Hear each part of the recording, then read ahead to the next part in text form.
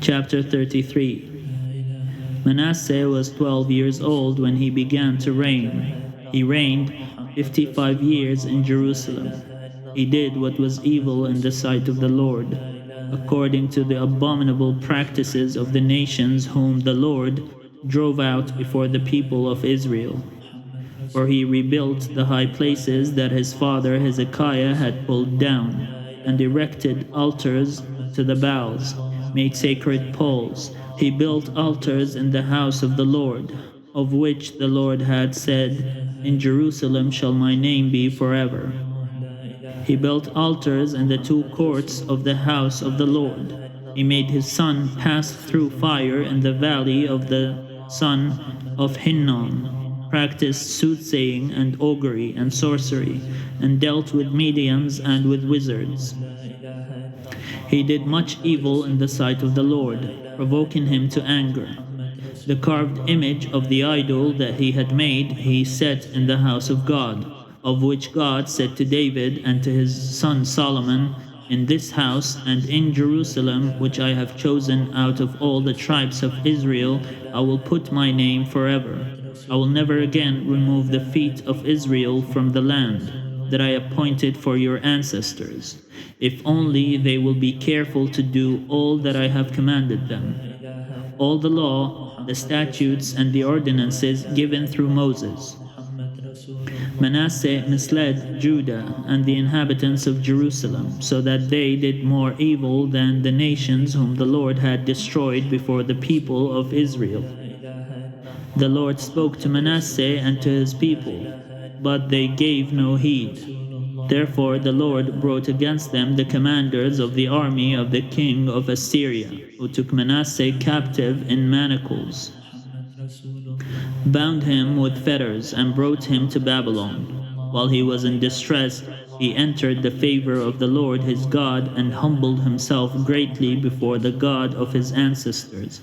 He prayed to him, and God received his entreaty, heard his plea, and restored him again to Jerusalem and to his kingdom. Then Manasseh knew that the Lord indeed was God. Afterward he built an outer wall for the city of David, west of Gihon, in the valley reaching the entrance at the fish gate. He carried it around Ophel and raised it to a very great height. He also put commanders of the army in all the fortified cities in Judah. He took away the foreign gods and the idol from the house of the Lord, and all the altars that he had built on the mountain of the house of the Lord and in Jerusalem, and he threw them out of the city. He also restored the altar of the Lord and offered on it sacrifices of well-being and of thanksgiving. And he commanded Judah to serve the Lord, the God of Israel.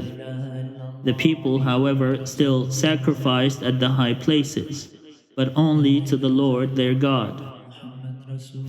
Now the rest of the acts of Manasseh, his prayer to his God, and the words of the seers who spoke to him in the name of the Lord God of Israel, these are in the annals of the kings of Israel. His prayer and how God received his entreaty, all his sin and his faithlessness, the sites on which he built high places and set up the sacred poles and the images before he humbled himself, these are written in the records of the seers. So Manasseh slept with his ancestors, and they buried him in his house. His son Ammon succeeded him. Ammon was 22 years old when he began to reign.